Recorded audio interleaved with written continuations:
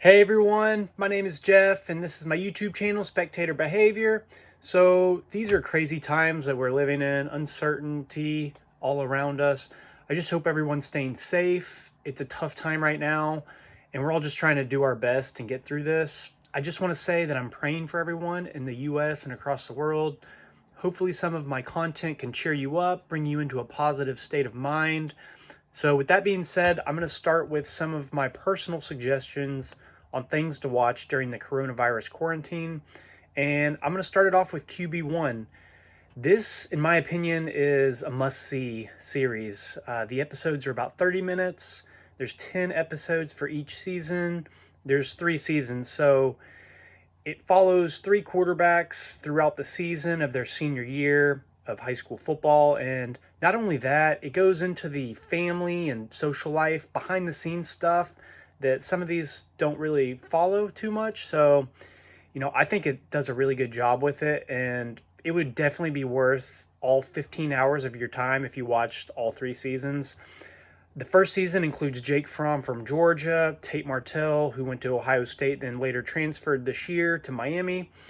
Last year, it also, 2 years ago, it had Tavon Bowers on it, who was at Wake Forest and then just transferred to Gardner-Webb. So the second season had Justin Fields, who transferred from Georgia to Ohio State, Sam Hartman at Wake Forest, and Real Mitchell from Iowa State. The third season included Nick Scalzo from Kentucky, Lance LeGrand, who ended up at Maryland, Spencer Rattler, who would be a starter at Oklahoma next year, assuming we have a season. He's projected to be. Another good one that most people have already heard of is Last Chance U. In my opinion, it's a really good, series to watch.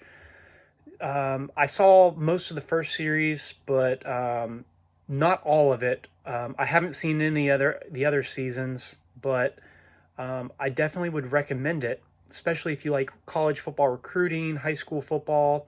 It goes into a lot of beyond the football kind of stuff like QB1 does. So transitioning now into some of the networks right now that are kind of doing past football games. I'll start off with, the Pac-12 and the SEC seem to be doing a really good job with the college football content and the games on there. Now, the Pac-12 is doing this thing where they do Pac-12 football in 60. Basically, it shows the whole game in an hour. It goes right from the after the play to the next play, cuts out all the time in between the plays. Just kind of like a hyper speed type of highlights of the game. It does a really good job with it, and it's showing at least about 50% of the football games during this current time with no sports. So the SEC network is doing about the same, about 50%, but all their games are 2.5 hours long, so not as many games that can be shown. But the good thing about this is that if you have a game that you really want to see and it's on there, you can really enjoy that. So SEC network seems to be doing like basketball in the morning, then the Feinbaum show, and then 4 hours of that with just the audio.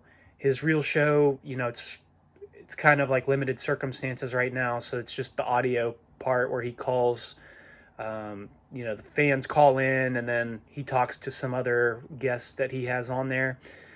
But they've also done this takeover the whole day. It's kind of devoted to each SEC team for a day, so they do that for 14 days.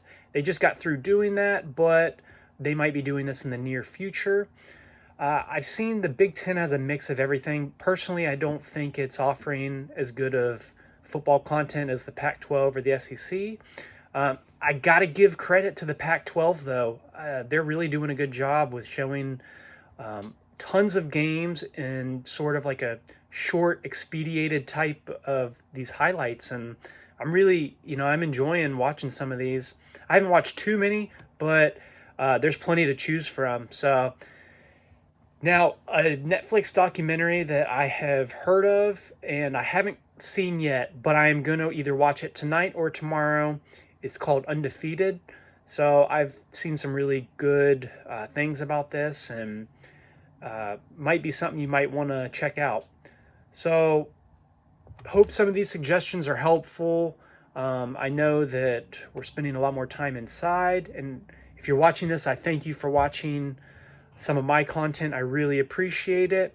Want to shout out to Ian Burke. He's doing a great job of doing insightful comments on my YouTube videos, and he always keeps it positive, good funny insights on the videos that he's watched. So I really appreciate that, Ian. So thank you all as well for watching some of my videos. I really appreciate it, and I hope this is helpful and that we all get through this as safe as we can.